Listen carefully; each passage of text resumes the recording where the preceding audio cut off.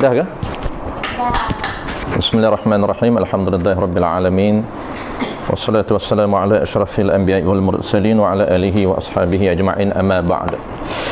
InsyaAllah malam ni kita seperti biasa kita akan sambung kuliah online kita. Kita akan masuk tajuk tajuk terakhir dalam syarat terakhir dalam tajuk yang kedua, dalam tajuk ataupun rukun yang kedua. Kita duk bincang rukun yang kedua, tajuk dia rukun aqid, iaitu penjual dan pembeli. Penjual dan pembeli ada 5 syarat, dan kita nak fokus ada 4 saja. 2 syarat umum melibatkan penjual dan pembeli, dan 2 lagi khusus untuk pembeli. Kita dah bincang 3, malam ni keempat yang terakhir malam ni, yang terakhir iaitu syarat pembeli. Tidak melibatkan penjual. Kita nak fokus malam ni syarat pembeli. Yang kedua ataupun umumnya syarat penjual dan pembeli yang keempat. InsyaAllah malam ni. Sebelum tu kita akan macam biasa kita tunggu 2-3 minit dulu kawan-kawan kita masuk. Boleh share sementara kita tunggu, kita share dulu. Mana tak masuk kat apa? Apa problem apa pula saat ni? Tak boleh detect.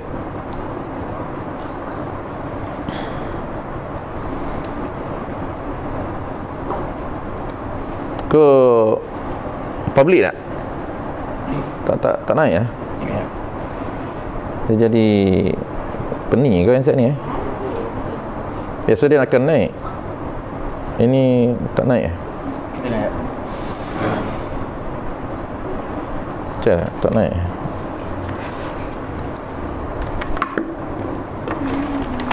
Tak naik, tak boleh tengok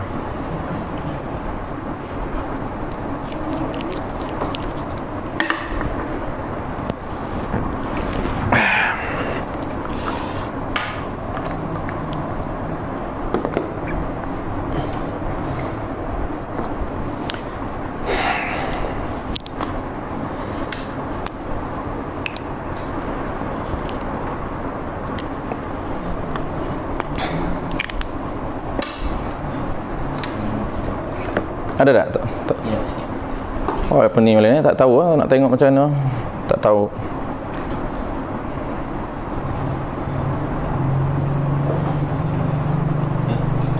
Oh, dia pening pula. Tak ada tekan ni.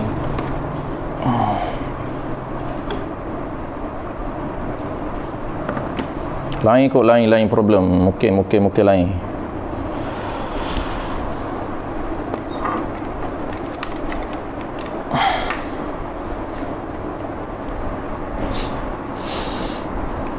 Baik, dah ada macam biasa 20 lebih kita akan mula. Malam ni kita nak bincang syarat yang keempat daripada 5 syarat aqidun ataupun aqidah ini, iaitu keempatnya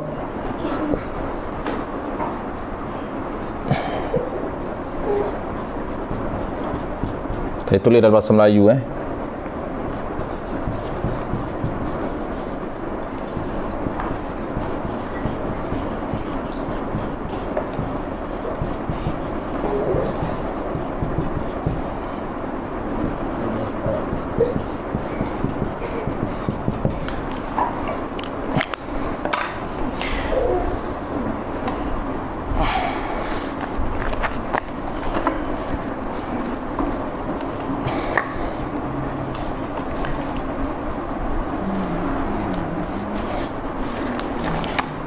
InsyaAllah kita nak bincang syarat terakhir malam ni, iaitu khusus kepada syarat pembeli. Syarat orang yang membeli, tidak melibatkan penjual malam ni, orang yang membeli, iaitu mesti orang yang membeli itu Islam bagi mereka yang nak membeli mushaf Al-Quran. Itu syarat yang kita nak bincang malam ni. Sebagaimana yang kita sebut dalam kuliah yang sebelum daripada ni, syarat penjual dan pembeli ini ataupun aqidai ini ataupun aqidum ini, aqid ini, syarat dia asasnya ada 4, detailnya ada 5 yang disebut dalam kitab Mata'ah dan kitab I'anatul Talibin. Jadi 4 asas ini, 2 dia umum merujuk kepada penjual dan pembeli, dan 2 khusus merujuk kepada pembeli saja. Kita ulang sekali lagi, 4 terma dan syarat penjual dan pembeli ini dibahagikan oleh ulama. 2-nya syarat umum melibatkan penjual dan pembeli, dan 2 lagi syarat yang khusus melibatkan pembeli sahaja, tidak melibatkan penjual. Yang kita nak settlekan malam ni, yang kita nak bahas malam ni ataupun yang nak bincang yang terakhir malam ni, iaitu syarat merujuk kepada pembeli sahaja. Syarat yang kedua ataupun yang terakhir malam ni, keempat. Kita ulang sekali lagi sebelum masuk syarat malam ni. Syarat 2 ataupun secara umum ada 4 ini terma dan syarat yang ditetapkan oleh fuqaha bagi orang yang nak menjual dan nak membeli ataupun dipanggil penjual dan pembeli. 2 syarat umum itu, apa dia syarat umum yang melibatkan penjual dan pembeli, mesti ada syarat ini. Yang pertama yang kita dah bahas, iaitu adik tak belakang. Syarat yang pertamanya ialah mesti penjual dan pembeli itu ahli tasarruf ataupun mutlaqun tasarruf ataupun ahli tabarru'. Itu istilah yang digunakan pakai dalam muamalat. Yang pertamanya, penjual dan pembeli mesti orang yang ada kelayakan di sisi syarak, orang yang ada power di sisi syarak untuk urus harta mereka sendiri. Itu syarat pertama yang melibatkan kedua-dua, melibatkan penjual dan melibatkan pembeli. Yang kedua, syarat kedua yang melibatkan penjual dan pembeli, mesti penjual dan pembeli ini tidak dipaksa. Mereka tidak dipaksa dengan cara yang tidak sebenar.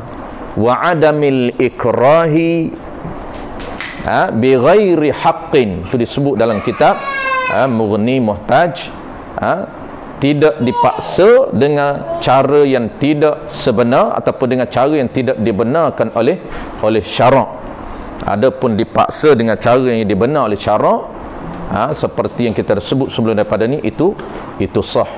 Jadi 2 syarat ataupun 2 terma dan syarat yang melibatkan kedua-dua pihak, melibatkan penjual dan pembeli, mesti ada. Dan ada 2 lagi syarat.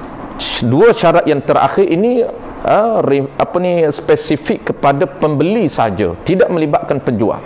Dia panggil 2 syarat khas melibatkan pembeli dan tidak melibatkan penjual. Apa dia? Iaitu syarat yang ketiga yang kita dah bahas sebelum daripada ini. Syarat yang ketiga yang kita dah bahas sebelum daripada ini, apa dia? Mesti pembeli itu Islam. Ini yang ketiga. Pembeli itu Islam sekiranya orang yang nak membeli hamba Islam. Itu kita dah bahas dalam kuliah sebelum daripada ini. Dan masuk malam ni yang terakhir, yang keempat. Yang terakhir malam ni yang keempat ataupun yang kedua khusus untuk terma pembeli. Ini sifat ataupun syarat pembeli. Yang nak beli hamba mesti pembeli Islam. Yang keempat pula disyaratkan Islam juga sama, iaitu mesti pembeli Islam orang yang nak membeli mushaf Quran. Mushaf ini boleh baca 3 wajah. Mushaf boleh baca, mishaf boleh baca, mushaf boleh, dhammah boleh. Jadi mesti disyaratkan pembeli, bukan penjual, pembeli Islam bagi orang yang nak membeli mushaf Quran, ataupun apa-apa yang ditulis di dalamnya tulisan Al-Quran walaupun satu huruf yang diqasakkan Al-Quran. Mesti Islam, sekiranya pembeli itu nak memiliki mushaf Quran ataupun apa-apa yang terkandung di dalamnya tulisan Al-Quran yang diqasakkan Quran. Baik, itu satu. Bermakna kita terjawab isu apa dia? Apa hukum orang kafir membeli buku yang ada di dalamnya tulisan Al-Quran? Dan isu yang kedua terjawab juga malam ni. Apa hukum penjual kafir? Penjual itu kafir yang menjual Al-Quran kepada orang Islam ataupun menjual buku-buku yang ada di dalamnya tulisan Al-Quran. Banyak hari ni kedai-kedai orang yang memiliki Quran itu orang kafir. Dia menjual kepada orang Islam. Orang yang memiliki kitab-kitab agama itu orang kafir, dia menjual kepada orang Islam. Orang yang memiliki buku-buku yang di dalamnya ada tulisan Al-Quran, dia jual kepada orang Islam. Apa hukum? Maka terjawab dua isu ini. Dua isu ini kita kena faham. Untuk nak jawab, kena faham asas dia di mana. Asas dia yang kita kena tahu ialah syarat orang yang nak menjual ataupun penjual dan pembeli. Mesti kita kena tengok syarat penjual dan syarat pembeli. Maka kalaulah khusus dalam isu menjual Al-Quran dan ayat yang ada di, dan buku-buku yang ada di dalamnya tulisan Al-Quran, maka disyaratkan oleh fuqaha mesti pembeli, bukan penjual, mesti pembelinya adalah Islam, barulah sah kita menjual Al-Quran. Barulah sah dia memiliki Al-Quran dan dia memiliki apa saja kitab yang di dalamnya ada tulisan Al-Quran. Kena syarat orang yang nak memiliki itu, orang yang nak menerima milik itu, mestilah dia itu Islam. Maka tak sah pembeli kita nak menjual kepada orang kafir, orang Islam nak menjual kepada orang kafir Al-Quran, tidak sah. Ataupun orang kita nak menjual kepada orang kafir itu buku yang ada di dalamnya tulisan Al-Quran walaupun satu huruf yang diqasa Al-Quran, seperti majalah yang ada di dalamnya tulisan Quran, seperti buku-buku yang ada di dalamnya tulisan Al-Quran, buku pendidikan Islam, buku pendidikan As-Sunnah tingkatan 5, buku taswir, apa nama ini, taswir, apa buku yang selain daripada pendidikan Islam, pendidikan Al-Quran dan Sunnah, itu antara buku-buku teks dalam tingkatan 4 dan tingkatan 5, terkadang dijual kepada orang kafir, maka tidak sah mushaf ataupun tidak sah dijual buku-buku yang ada di dalamnya tulisan Al-Quran. Baik, selain daripada Quran dan tulisan yang ada di dalamnya, apa-apa kitab, apa-apa buku yang ada di dalamnya tulisan Al-Quran, selain daripada itu tidak sah juga kita menjual hadis dan apa-apa yang terkandung di dalamnya hadis walaupun hadis dhaif. Kita menjual buku yang ada di dalam buku itu kandungan hadis walaupun status hadis itu dhaif, kata ulama tidak sah di sisi mazhab kita Al-Imam Asy-Syafi'i. Selain daripada hadis ataupun kata ulama tidak sah juga menjual selain daripada hadis tidak sah juga menjual apa dia? Atharus sahabah, yakni hikayat-hikayat yang berkaitan dengan para sahabat, kisah-kisah para sahabat, buku-buku yang mengandungi, kitab-kitab yang mengandungi pengkisahan para sahabat, ataupun buku-buku yang mengandungi nama-nama para nabi, nama-nama nabi, ataupun buku-buku yang mengandungi pengkisahan para wali Allah Ta'ala, awliya Allah ataupun ahli sufi, juga tidak sah dipindah milik kepada pembeli orang yang tidak Islam. Tidak sah kita pindah milik kepada orang yang tidak Islam. Kenapa? Ilah dia, kata para fuqaha, sebab dia kerana tidak dibenarkan oleh syarak untuk pindah milik Al-Quran dan apa saja yang ada di dalamnya Quran, tulisan Quran, kepada orang kafir. Kenapa? Jawab dia kerana kemuliaan Al-Quran. Syarak nak jaga daripada berlakunya penghinaan terhadap Quran. Sebab itulah tidak sah pindah milik kepada orang kafir, atau bahasa lain kita panggil orang kafir tidak dibenarkan oleh syarak untuk memiliki Al-Quran. Tidak sah orang kafir untuk memiliki buku-buku yang ada di dalamnya tulisan Al-Quran ataupun hadis ataupun atharus sahabah ataupun atharus sufiyah ataupun kitab-kitab yang mengandungi hukum-hukum agama, kitab-kitab yang mengandungi hukum-hukum syarak, walaupun tidak ada di dalamnya tulisan Quran, walaupun di dalamnya tidak ada hadis, tetapi kitab itu membincangkan ilmu berkaitan dengan hukum syarak, maka juga tidak dibenarkan pindah milik kepada orang kafir. Jadi kesimpulan dia, tidak sah menjual ataupun pindah milik Quran, hadis, atharus sahabah, nama-nama nabi, atharus sufiyah, dan kitab-kitab yang mengandungi hukum-hukum syarak kepada orang kafir. Tidak sah. Tidak sah pindah milik. Yang kedua, baik, kalaulah penjual, nak jawab isu penjual boleh ataupun tidak dia menjual Quran kepada orang Islam, boleh ke tidak dia menjual buku-buku agama, buku-buku yang ada di dalamnya tulisan Quran, buku-buku yang ada di dalamnya hadis, sah ataupun tidak orang kafir menjual kepada orang Islam?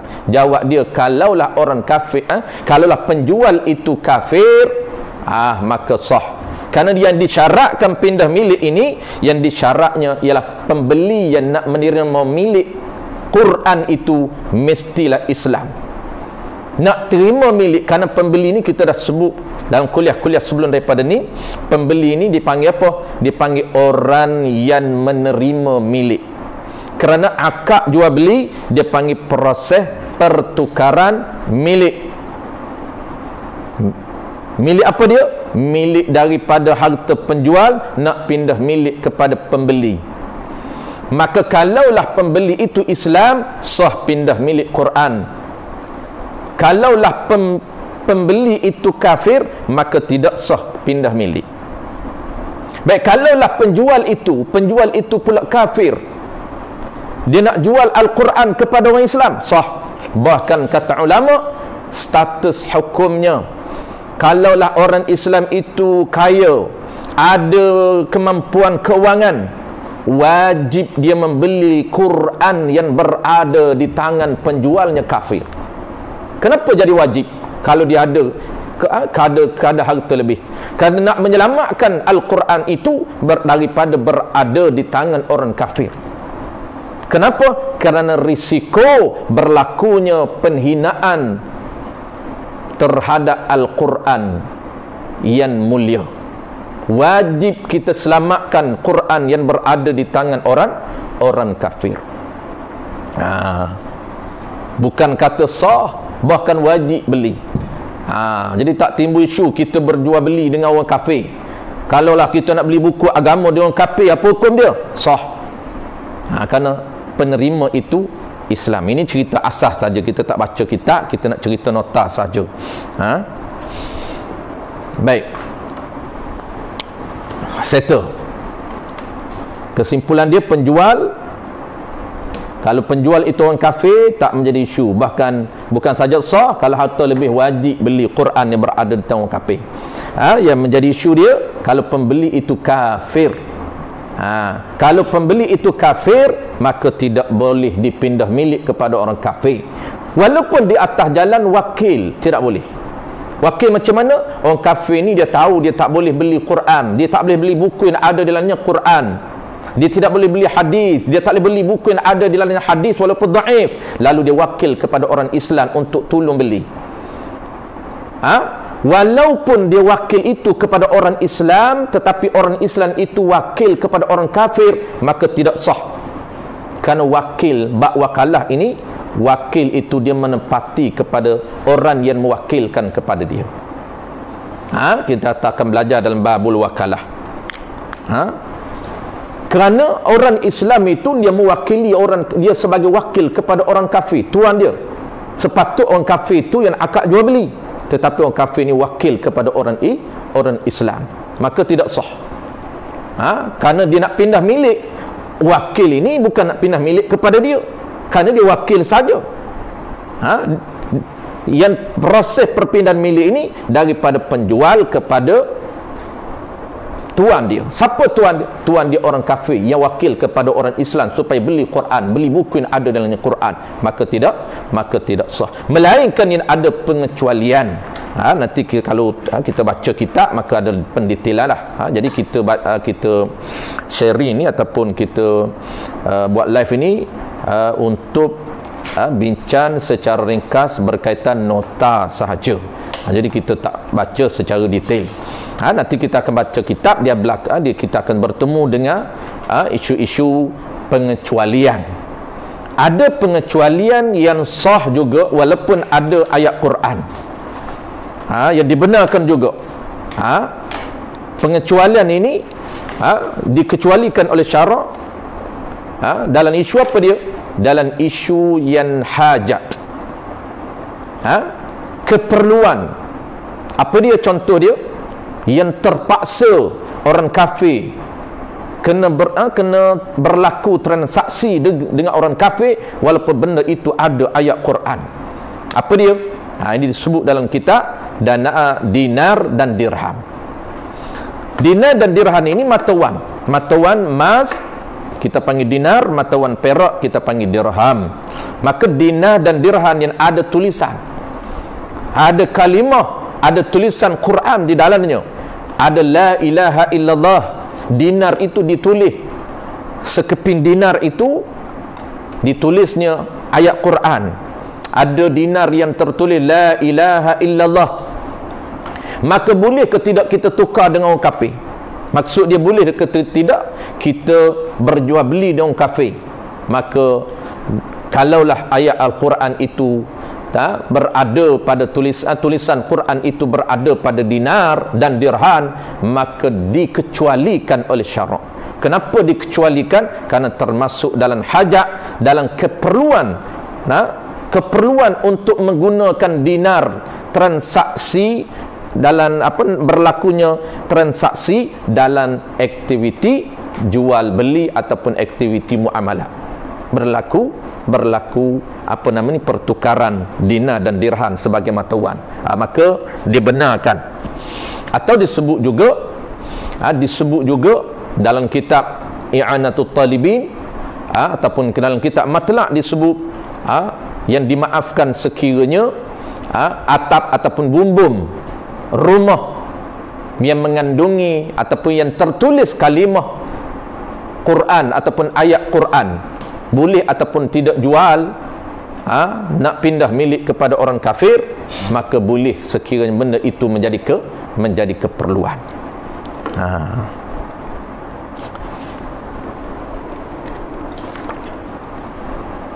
Baik, settle.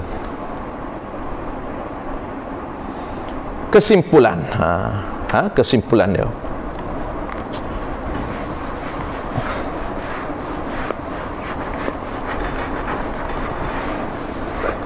Baik. Kesimpulan dia kita ulang sekali lagi. Kita nak tutup kerana hari ni akid ataupun penjual dan pembeli dah settle. Dia ada 4 terma ataupun 4 syarat Hari ini syarat keempat kita bincang. Maknanya kesimpulan semuanya kita dah bincang 2 rukun. Rukun sirah ada 6 syarat, yang kita bincang 5, dan rukun aqid ataupun orang penjual dan pembeli ada 5 yang dah kita settle 4. Mana tinggal lagi apa dia? Yang tinggal lagi ialah maqudun alaih, baran dan saman ataupun harga yang belum kita bincang lagi. Baik. Jadi kesimpulan malam ni sebelum kita nak buat secara umum. Kesimpulan malam ni, syarat yang ditetapkan oleh fuqaha, syarat khusus ada 2. Syarat khusus ini kepada pembeli, bukan kepada penjual. Pembeli, kalau syarat orang yang menjual, penjual dan pembeli ini dia ada 4 syarat yang kita bincang. 4 syarat asas, 2-nya melibatkan penjual dan pembeli, dan 2 lagi khusus kepada pembeli. Apa dia syarat khusus kepada pembeli? Yang pertamanya, pembeli yang nak membeli hamba Islam itu mesti pembeli itu Islam.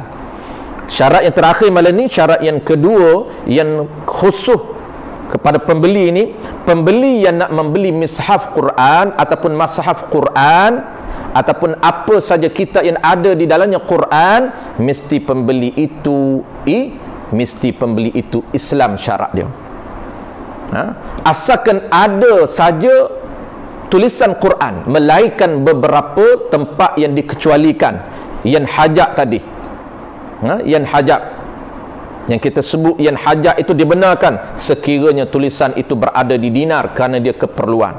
Ataupun disebut oleh ulama, pengecualian kedua, tulisan yang berada di bumbun rumah. Orang nak bumbun itu keperluan untuk berjual, untuk tukar menukar, maka dibenarkan.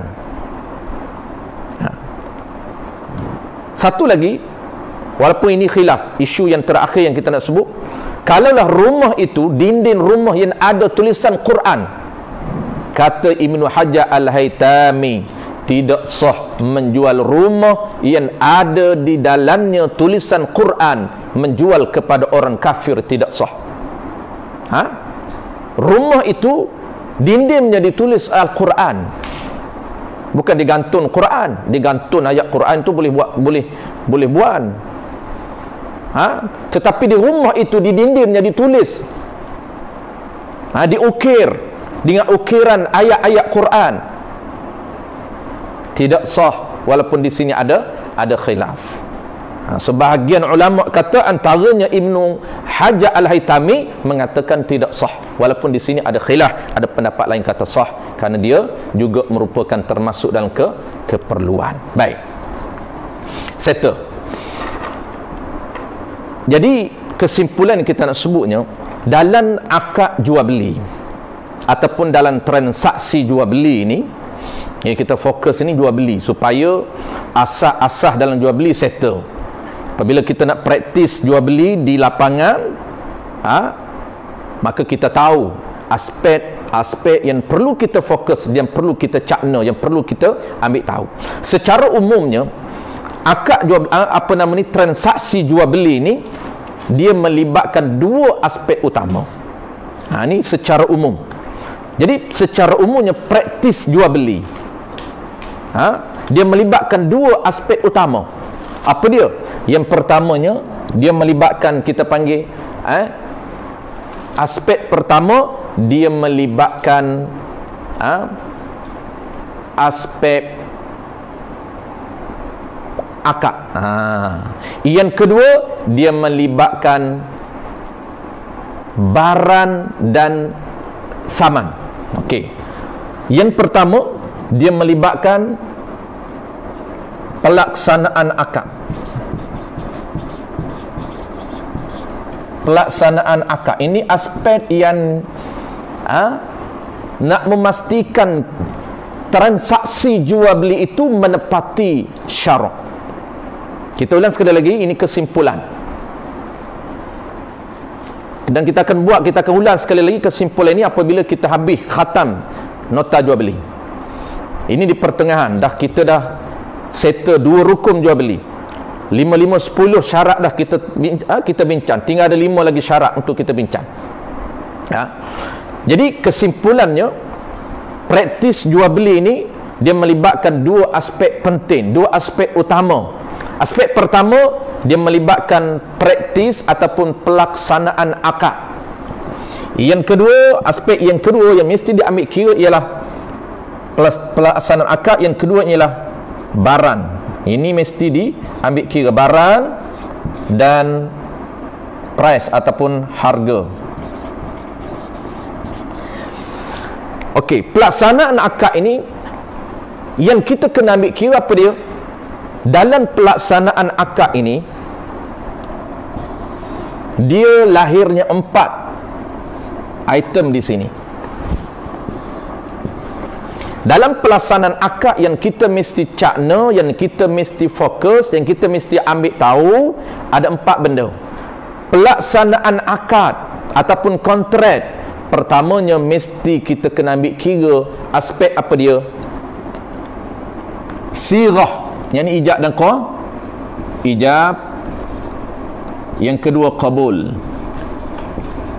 Yang ketiganya ialah penjual. Yang keempatnya ialah pembeli.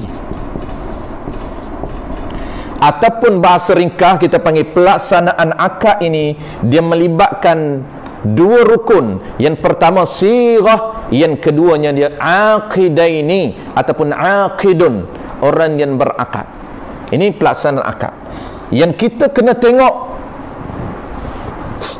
dalam proses jual beli kita, transaksi jual beli kita, inilah dua aspek utama yang kita mesti fokus, yang kita mesti cakna, yang kita kena tengok. Aspek pertama, pelaksanaan akad. Nak pastikan pelaksanaan akad ini clear, kita kena tengok sirah, apa syarat ijab dan qabul yang kita mesti settlekan. Apa ijab qabul yang kita mesti settlekan, baru aspek pertama ini clear. Apa terma dan syarat penjual yang macam mana yang sah terlibat dalam jual beli? Ada berapa syarat penjual yang sah terlibat dalam jual beli? Yang kita dah nyata. Ada 4 penjual dan pembeli. Ada 4 syarat penjual dan pembeli. Mesti penjual dan pembeli ahli tasarruf. Mesti penjual dan pembeli tidak dipaksa untuk terlibat dengan jual beli. Mesti pembeli itu Islam kalau nak beli hamba. Mesti pembeli itu Islam kalau nak beli Al-Quran dan hadis dan atharus sahabah dan atharus sufiyah. Settle. Ini yang kita ambil kira. Kalau ada dalam pelaksanaan akad ini ada mana-mana yang kita tak penuhi terma dia, maka fail. Akad jual beli kita akan fail. Baik, aspek yang kedua yang kita akan bincang dalam naik kuliah ialah barang dan harga yang kita kena ambil kira. Di sini antara terma dan syarat yang penting ada 5. Kelima yang kita akan bincang dalam kuliah akan datang. Barang yang macam mana dia sama barang dengan harga. Barang yang macam mana yang boleh diakad jual beli. Barang dengan harga sama.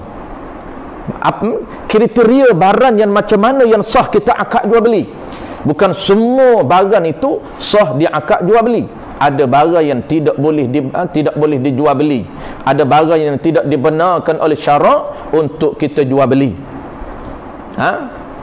Itu yang kita akan bincang. Baik, kalau sekiranya kedua-dua aspek utama ini kita jaga, menyebabkan akad jual beli kita dinamakan sah. Akad jual beli kita dinamakan sah. Baik, ini penting. Ini kesimpulan umum. Apabila akad jual beli kita sah, ingat ini selalu kita ulang supaya kejap dalam minda kita. Setiap istilah yang kita guna kita faham. Apabila kita kata akad jual beli kita sah, kontrak jual beli kita sah, apa impak dia, apa kesan dia, apa implikasi akad yang sah dan apa implikasi akad jual beli yang tidak sah. Ini sangat penting. Jangan kita kata jual beli dengan siapa pun tak apa. Kita tak jual beli barang macam mana pun tak apa. Barang ada ke tak ada ke, tengok ke tak tengok tak apa. Apa saja kita nak apply, nak implement, tambah ada jual beli online-nya, jual beli di Lazada-nya, jual beli di Shopee-nya, nak main sahamnya, nak main forex-nya. Ini dia punya asas yang menjadi panduan kita. Aspek-aspek yang kita mesti nilai untuk pastikan akad jual beli itu sah ataupun tidak. Kalaulah akad jual beli kita sah, apa impak dia, apa kesan dia, apa implikasi akad jual beli yang sah. Dan kalau akad jual beli kita itu tidak sah, apa kesan dia? Kalaulah kita nilai benda yang kita nak berlaku pertukaran ini, kita nak tukar pindah milik ini tak menepati dengan syarat jual beli, maka kita tidak boleh akad jual beli. Apabila tidak boleh akad jual beli, baru pergi ke step kedua. Langkah kedua, kena cari akad solusi, akad alternatif, pilihan. Akad apa yang kita nak guna? Kerana akad jual beli tidak dibenarkan oleh syarak, tetapi kita nak pindah milik juga, maka kita pindah milik melalui akad yang lain. Itu penting untuk kita settlekan dulu akad jual beli. Kenapa? Kerana kalau tak boleh akad jual beli, barulah kita nak cari akad alternatif, akad pilihan yang mana yang kita nak guna. Baik, kesan kepada akad yang tidak sah, siapa ingat? Dia sama apabila kita tahu kesan akad yang sah dengan kesan akad yang tak sah. Dia sama aja. Kesan akad jual beli yang sah, contohlah kita dah nilai ada dua aspek utama tadi. Sah jual beli, semua kriteria dia, sifat dia, syarat dia ada, sah jual beli. Apabila sah jual beli, akad jual beli yang sah, apa impak dia, apa kesan dia? Akad jual beli yang sah, kesan dia apa dia? Cuba ingat, terkeluar. Yang pertama, akad jual beli. Baik, kita buatlah dulu. Kita kata akad jual beli tak sah. Kalau akad jual beli tak sah, apa kesan dia? Kita buat tak sah. Siapa ingat? Yang pertama, haram. Termasuk dalam kaedah tiap-tiap akad yang fasidah haram. Yang kedua, apa kesan kedua? Pertama haram. Yang kedua, akad jual beli yang tak sah. Kalaulah jual beli itu tak sah akad, tiba-tiba nak akad juga, pertama haram, yang kedua apa? Haram milik. Tidak sah milik. Ni. Jadi kata kunci dia ialah milik, tak sah milik. Yang ketiga, kesan ketiga apa dia? Tidak juga. Tidak apa? Semua tidak. Tidak sah ataupun tidak boleh, samalah. Tidak sah, tidak boleh. Apa dia? Tasarruf. Ni kata kunci dia. Tak haram tasarruf. Haram akad jual beli ni, kalau haram saja dia lahir ni. Kalau akad jual beli tak sah, impak pertama, kesan pertama, implikasi pertamanya ialah haram akad jual beli yang tak sah. Bukan sembahyang tak sah saja haram. Bukan baca Quran yang tak sah, baca Quran yang tidak ada tajwid dan sebagainya saja haram. Tetapi akad jual beli yang tidak mengikut syarak, haram. Kesan yang kedua, tidak sah milik. Kesan yang ketiga, tidak sah tasarruf. Syarak tidak membenarkan dia milik, walaupun harta itu berada di tangan dia. Tiap-tiap pertukaran yang tidak dibenarkan oleh syarak, tidak sah, haram, dan tidak sah dia milik, walaupun harta itu berada di tangan dia. Dia nak urus, syarak tidak iktiraf harta itu menjadi milik dia, walaupun kita perasan kita kata harta kita, kereta ni aku beli ni milik aku lah, dulu milik kawan aku, tapi sedangkan proses pertukaran kereta daripada kawan dia kepada dia tu tidak berlaku mengikut proses yang ditetapkan oleh fuqaha. Dia berlaku akad jual beli, tidak sah dia milik. Dan yang ketiganya, bukan setakat tidak sah dia milik, apabila tak sah milik, maka dia tidak sah tasarruf. Tasarruf ni guna, dia tidak boleh guna. Apa lagi tasarruf ni? Guna. Dia tidak boleh guna, dan dia tidak boleh nak hebah kepada orang lain. Itu makna tasarruf. tak boleh guna, tak boleh nak sedekah pada orang lain, tak boleh nak hadiah kepada orang lain, tak boleh nak hibah kepada orang lain. Kalaulah jenis makanan yang jual beli makanan yang tidak mengikut cara jual beli Islam, walaupun nama dia kata jual beli, tetapi dari segi undan-undan syaratnya tidak iktiraf, tidak nama jual beli. Kenapa? Kerana syarat dan terma je dia tak ikut.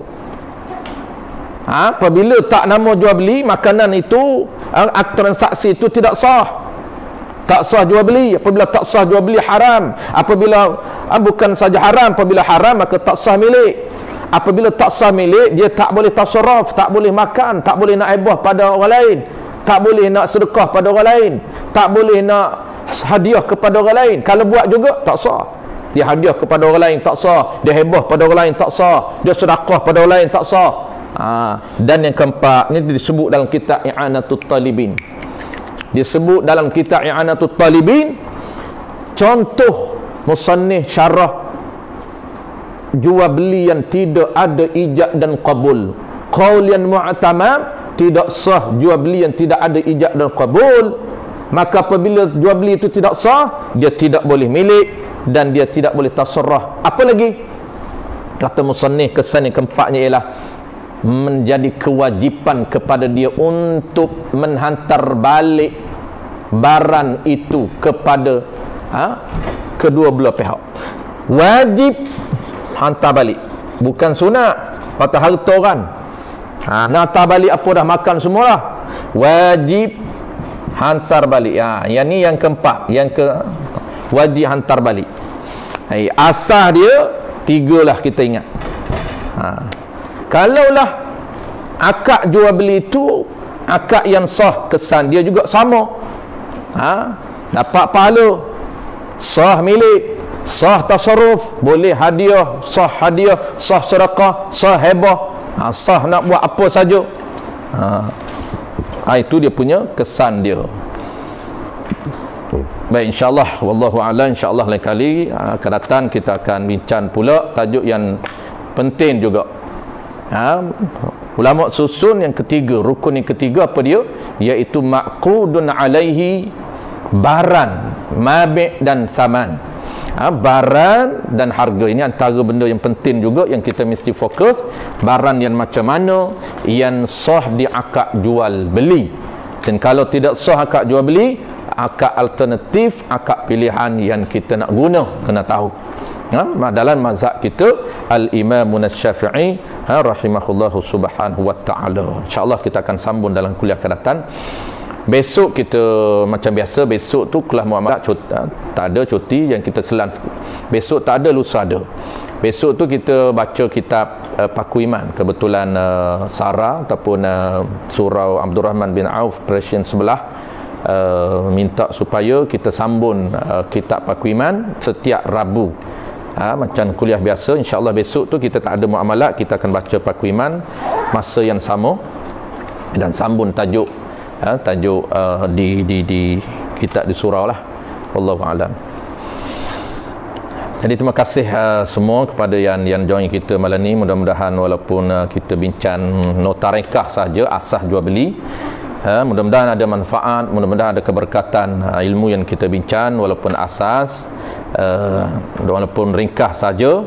Mudah-mudahan Allah Ta'ala beri keberkatan pada kita dan manfaat ilmu pada kita untuk kita beramal dan untuk kita menyebarkan ilmu jual beli ini ataupun ilmu muamalah ini yang semakin hilang di kalangan masyarakat kita.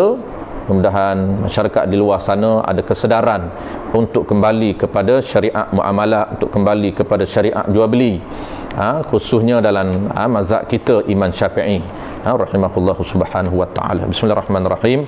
Alhamdulillahirabbil alamin, wassalatu wassalamu ala asyrafil anbiya'i wal mursalin wa ala alihi wa ashabihi ajma'in. Allahumma faqihna fid din wa 'allimna ta'wil wa ja'alna minal ulama'ul 'amilin wa ja'alna minal mukhlisin. Sallallahu ala sayyidina Muhammadin wa ala alihi wa baraka wa sallam, walhamdulillahirabbil alamin.